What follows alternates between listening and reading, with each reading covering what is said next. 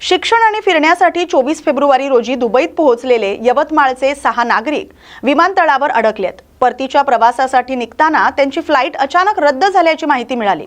दुबईत अडकलेले 6 यवतमाळचे नागरिक म्हणजे जागृती रवींद्र जाधव, राजीव निलावार, राजू लोहाना, सतीश बनगीरवार, निखिल जिरापूर आणि श्याम पाटील दिग्रस। अमेरिकेचे आणि इराणचे तणावग्रस्त युद्धस्थिती यांचा त्यांच्या प्रवासावर थेट परिणाम झाल्याचं समजते। नमस्कार मंडळी, मी मोंटी पाटील वंदळे आणि आम्ही आहेत आता कंपनीच्या टूरला दुबईला।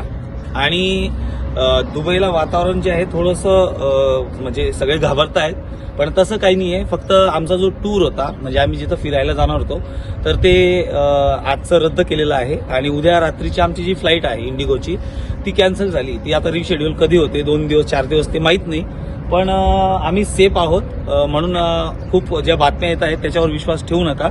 त्या दुबई गव्हर्नमेंटने फक्त एकच सांगितलं की घरात राहा, जास्त बाहेर जाऊ नका जोपर्यंत वातावरण शांत राहतं। इथं तर काही नाही, आम्ही आहेत फेस्टिवल सिटीला दुबईला, हे आमचं हॉटेल आहे। आम्ही सेफ आहोत आमच्या कंपनीच्या टूरमध्ये आणि एन्जॉय करीत आहोत। आपणही सेफ राहा। धन्यवाद, थँक्यू। गोंदिया जिल्ह्यातील देवरी शिरपूर राष्ट्रीय महामार्गावरील चेकपोस्टवर अवैध वसुलीचा प्रकार समोर आल्यावर खासदार प्रशांत पडोळे काल रात्री तिथं पोहोचले।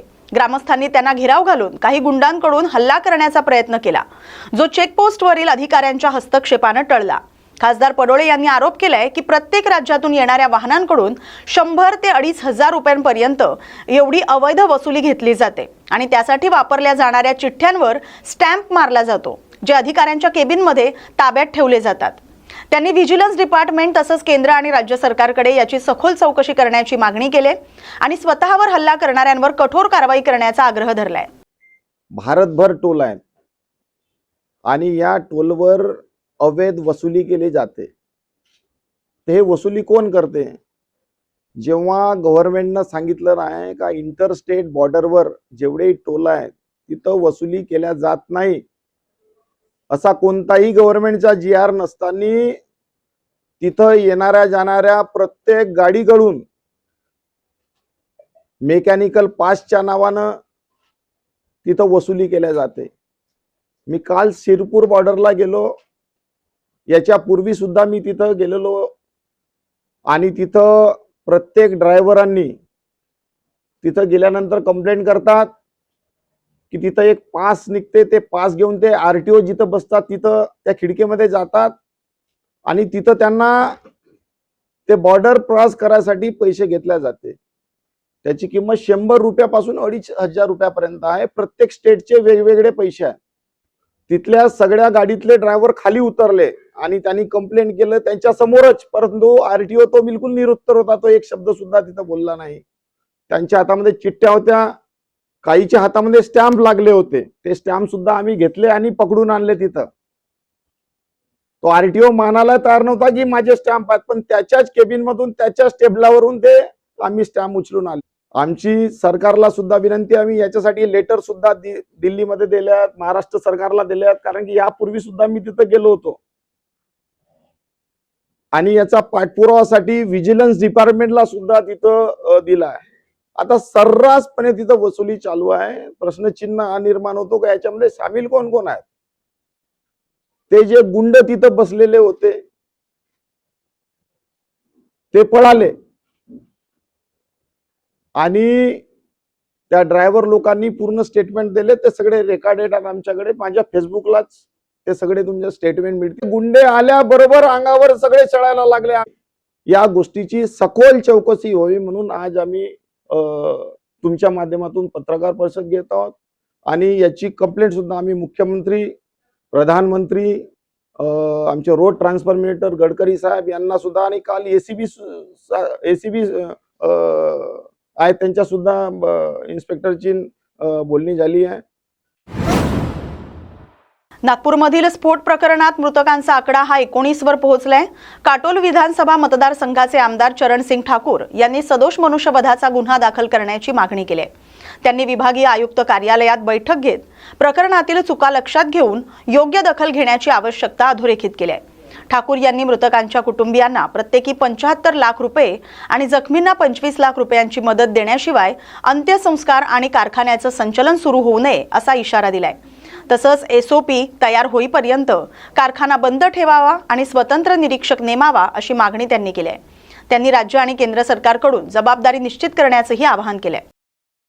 झाली ती अतिशय दुर्दैवी आहे आणि याच्यामध्ये कंपनी मालकाचा त्या ठिकाणी दोष आहे। कंपनी मालकाने कोणत्याही प्रकारची व्यवस्था त्या ठिकाणी केलेली नव्हती।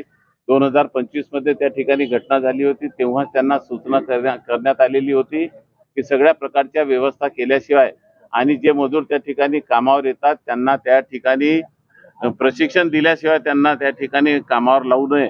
कारण की हे अतिशय दुर्दैवी घटना जी आहे ती कालची आहे आणि म्हणून माझा सगळ्यात पहिला प्रश्न आहे की कंपनी मालकावर मनुष्यवधाचा त्या ठिकाणी गुन्हा दाखल केल्याशिवाय दुसरा कोणताही त्या ठिकाणी त्याला सवलत देण्यात येऊ नये।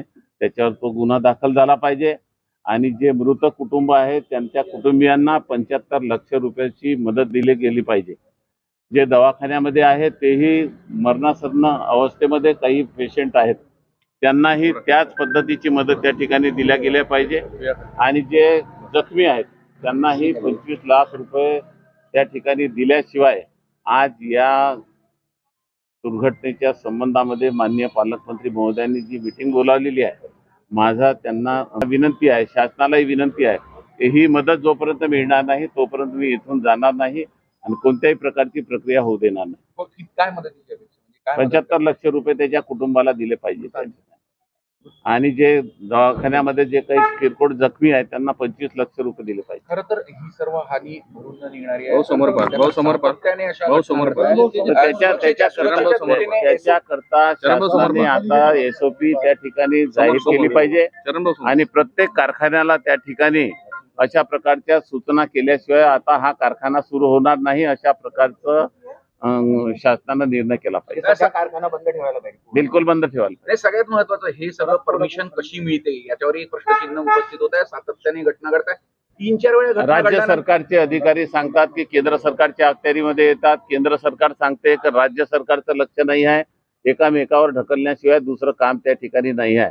परंतु एक गरीबाचा कुटुंबाचा नागरिक त्या ठिकाणी जो मजुरी करण्याकरता येतो तो काय मरणाकरता यांच्याकरता कारखाने आहेत का, हा माझा प्रश्न आहे। आणि म्हणून त्यांना हे अशा प्रकारचे त्या ठिकाणी कारखाने चालवायचे असतील तर ती शासनाने जी एसओपी तयार केलेली आहे त्या एसओपीच्या माध्यमातून त्याच्यावर निरीक्षक ठेवले पाहिजे। एवढे मोठे मोठे कारखाने 40-40 हजार मजूर त्या ठिकाणी काम करतात आणि शासनाचा कोणी अधिकारी त्या ठिकाणी राहत नाही, ही बाब बरोबर नाही आहे।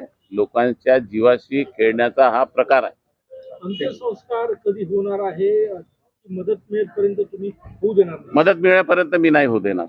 भाऊ त्या ठिकाणी ॲम्ब्युलन्स नव्हती, अग्निशामक नव्हतं, हे काहीच सगळ्या नव्हती, व्यवस्था काहीच अपेक्षित नव्हती, आहे। काहीच एवढा नव्हती। मोठा एक्सक्लुझिव्ह असताना हे सगळं अपेक्षितच आहे, बिलकुल काहीच नव्हते त्या ठिकाणी आणि 12-12, 13-13 किलोमीटर अंतरावर त्या ठिकाणी त्या स्फोटाचा आवाज होतो।